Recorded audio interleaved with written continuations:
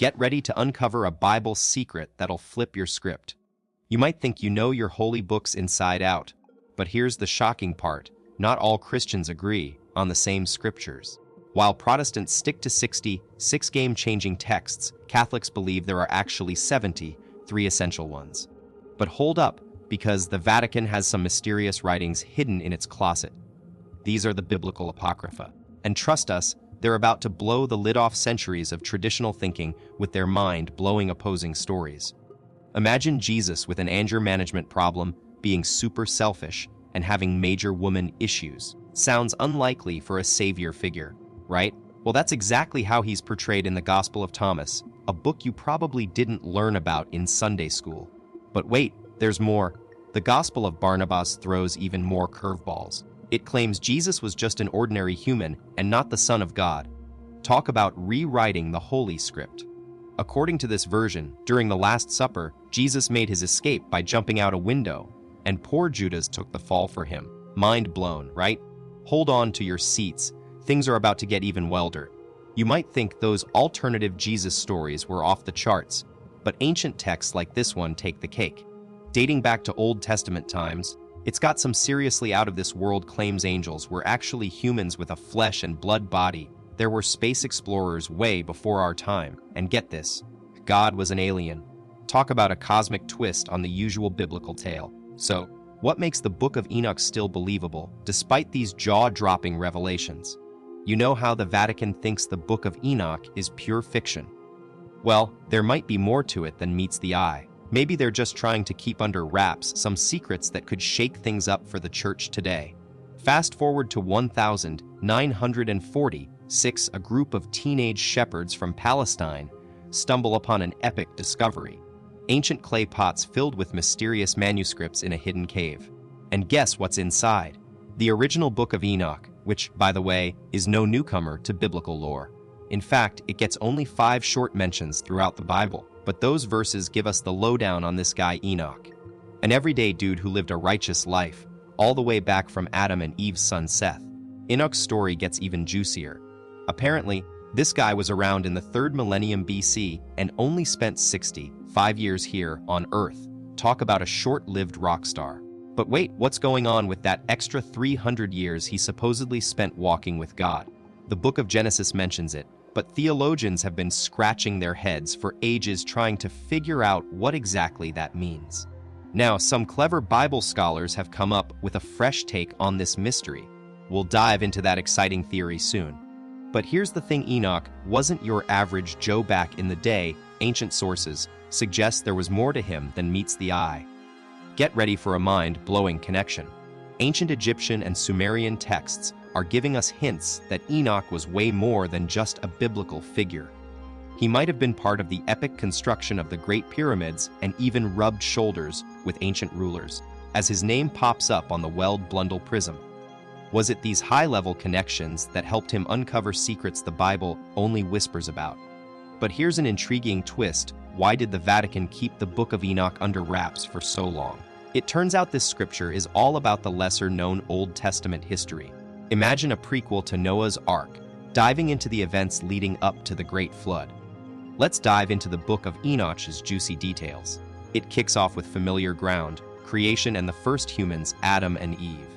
But things take a fascinating turn as Enoch delves into what happened next. You know how Genesis mentions girls marrying sons of God and resulting in those legendary giants. Well, Enoch blows the lid off by sharing an entire chapter's worth of info on this mysterious era, much more than just a Bible verse or two. So, what was really going down on Earth back then? Was it a wild time with these supernatural unions and gigantic offspring?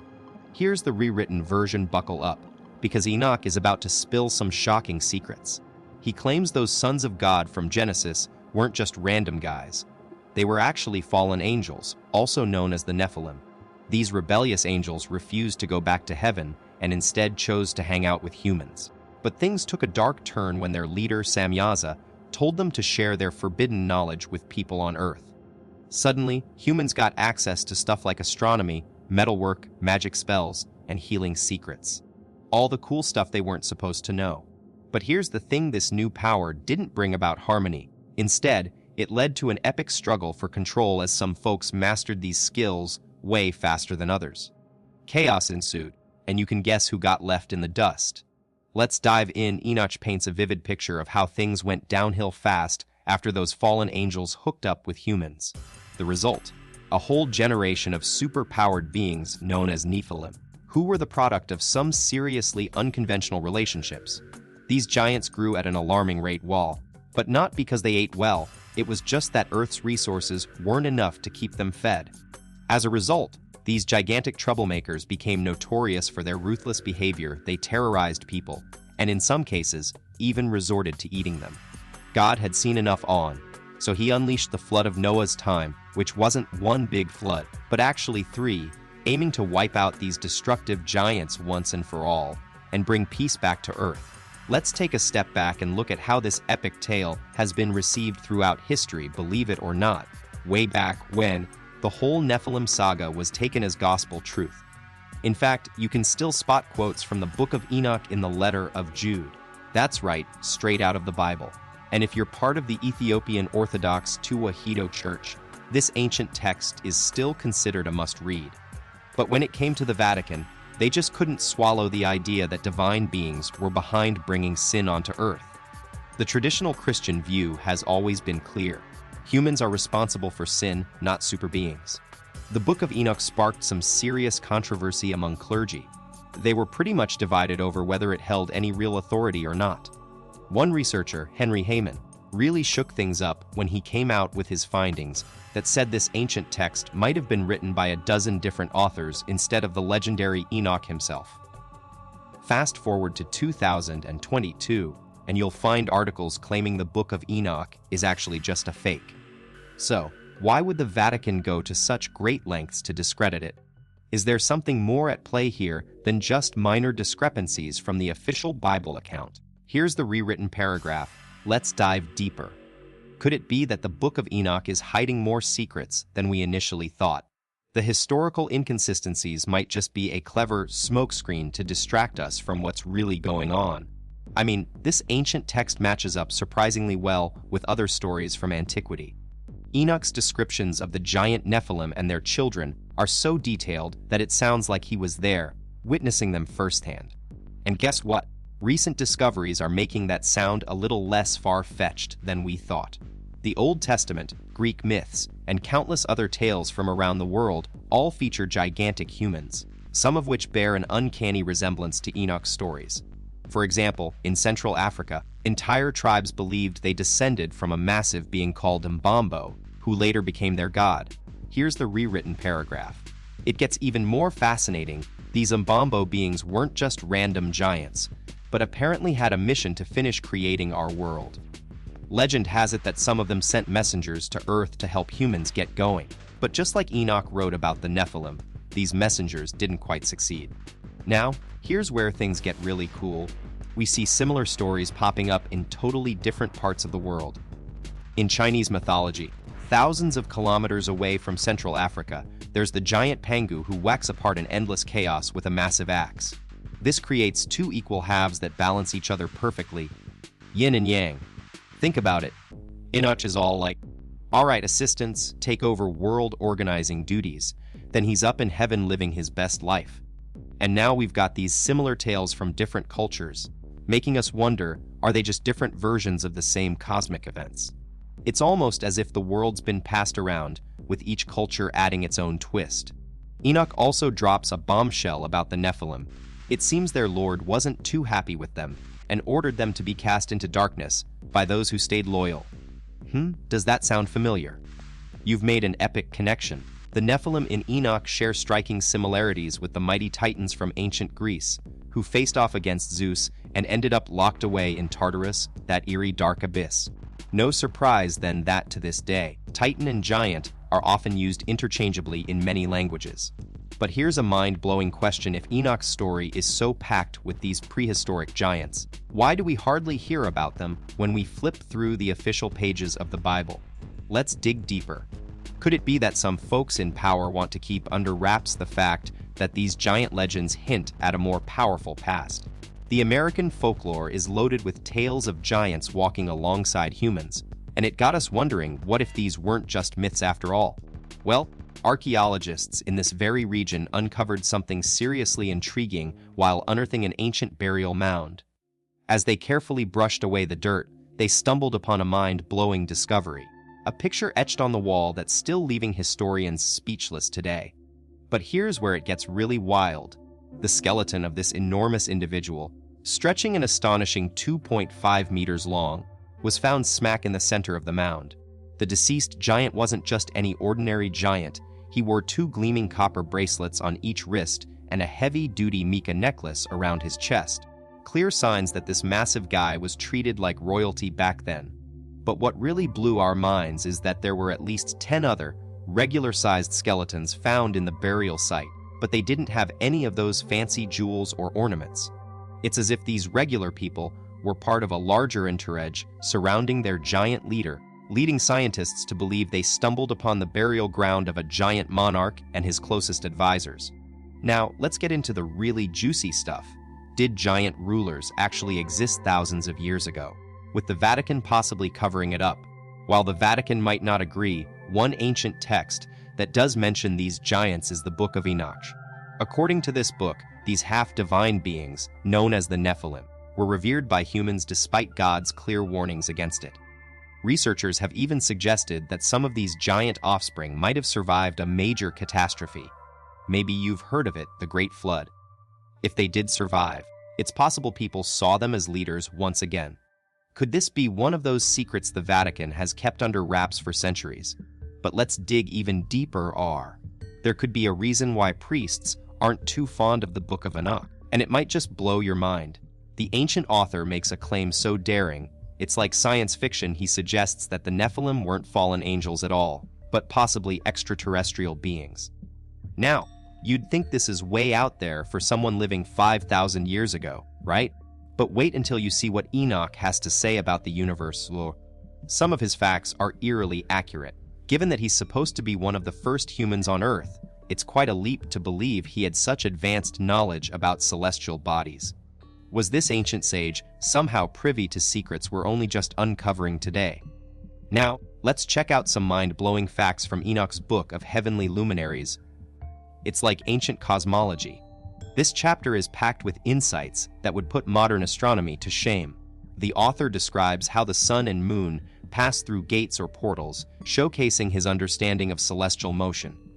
And here's where it gets even more impressive. Enoch grasped a fundamental concept we're still learning in school. The moon doesn't produce its own light, it simply reflects sunlight. Based on this knowledge, he accurately explains the different phases of our lunar satellite, revealing a deep awareness of the universe that's nothing short of astonishing. Get ready for some serious history rewriting. Enoch's book is blowing our minds with not one, but 2 groundbreaking discoveries. He figured out Earth is actually a sphere and it rotates around the sun. Fast forward to what we thought was ancient knowledge. We've been taught that these ideas were first proposed by Galileo and Copernicus in the 16th century.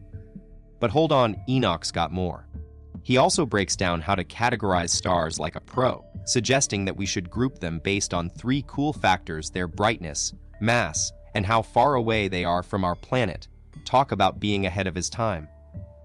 You won't believe what's next. It turns out Enoch's methods for classifying stars based on brightness, distance, and magnitude are still used by astronomers today. What's even crazier is that ancient texts reveal precise calculations that match our modern observations. Enoch also created a super accurate system to predict the positions of the sun and moon for any day of the year, and it's still spot on today. But here's the real question: how did this ancient guy get so smart? If we assume he was basically centuries ahead of his time, he couldn't have just been looking up at the stars from Earth. There has to be more to the story. So, could Enoch have actually been in orbit around Earth? It's a wild idea, but think about it. He had an insane amount of knowledge that's still used today. Let's take his description of what we now know as lightning from his book Treasury of Light and Thunder. He was talking about how energy builds up between clouds before releasing in a thunderstorm. But here's the thing. You can't see this process happening on Earth. It's like trying to watch a recipe being made while you're inside the kitchen. Astronauts on the International Space Station get to witness this every day, but from down below. It's impossible. Enoch wrote that he got all his info straight from the highest authority, God himself. So what do we make of it? Now check this out. Enoch had some seriously mind-blowing experiences.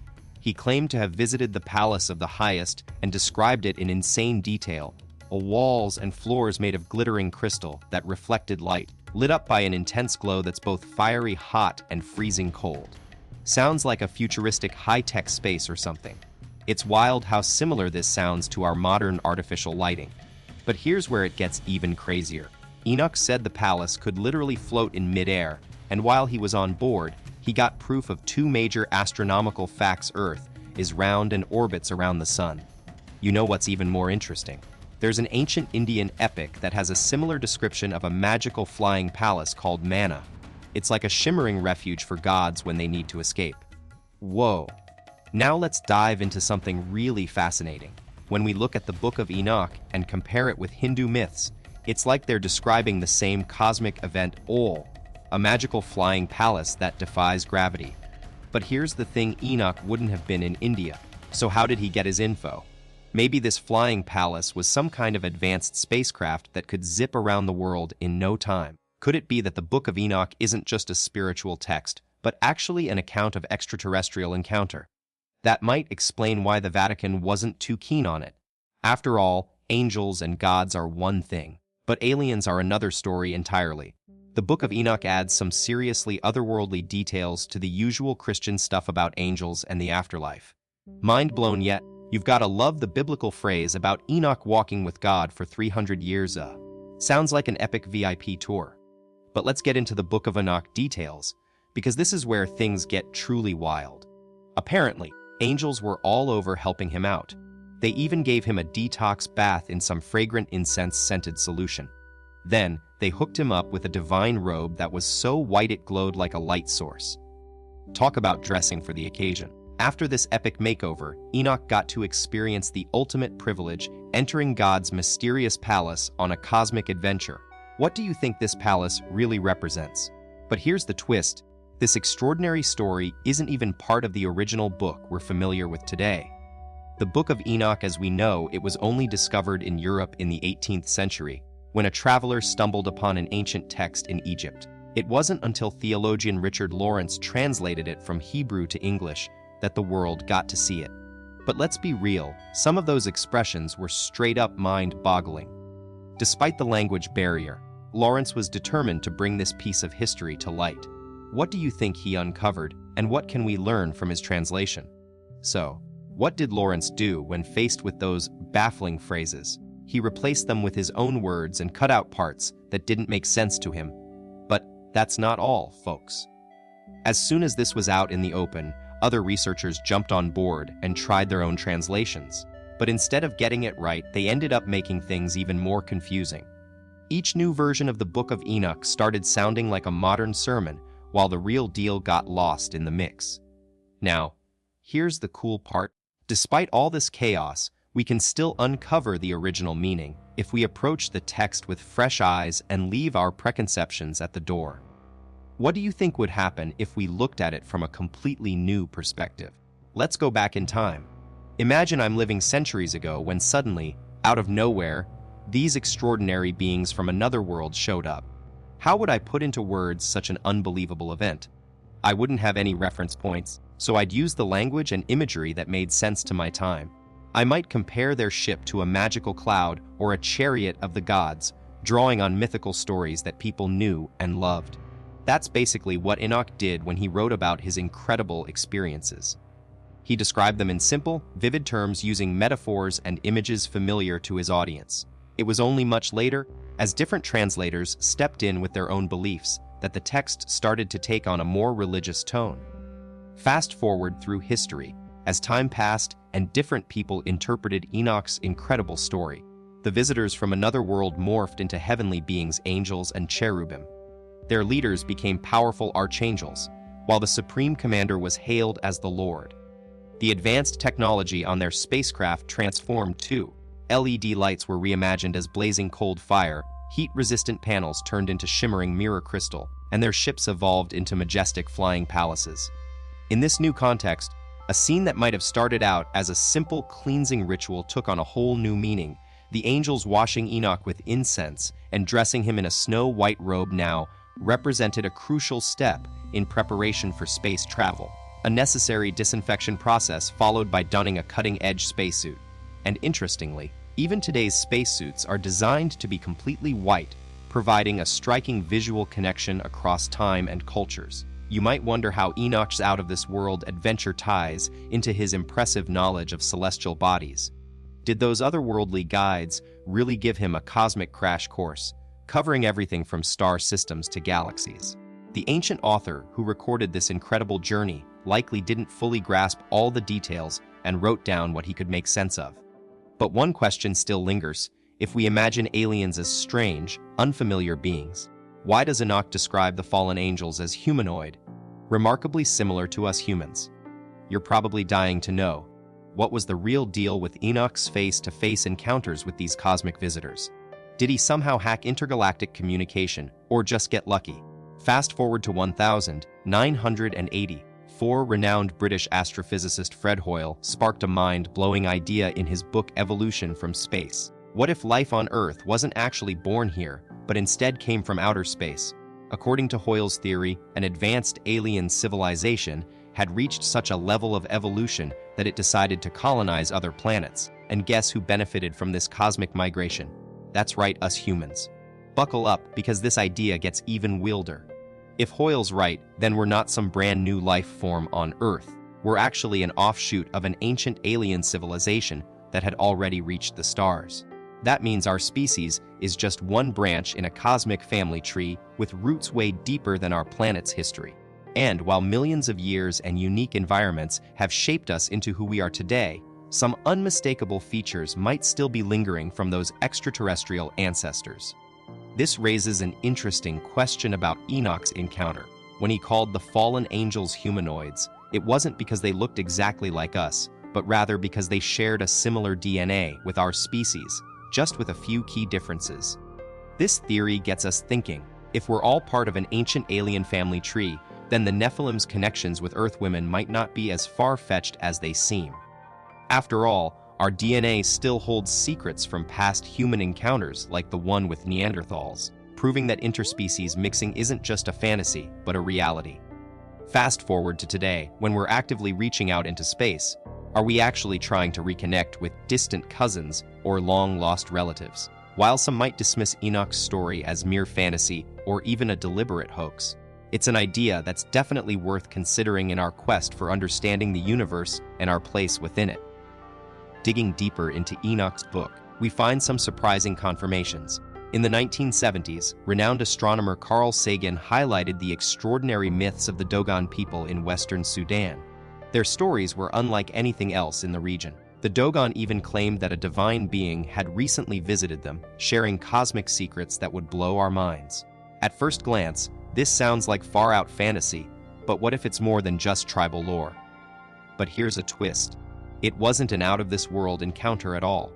A European traveler arrived in the Dogon region back in the 1930s, and because they'd never seen anyone like him before, the locals thought he was a supernatural being. The guy was simply trying to entertain the tribesmen with a story about Sirius, a popular book about stars. Little did